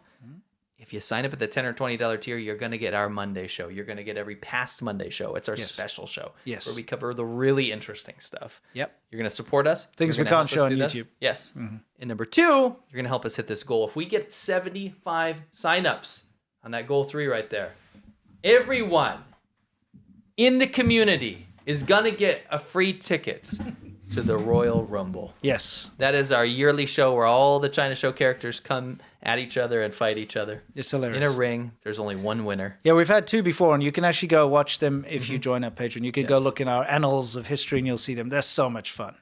So if we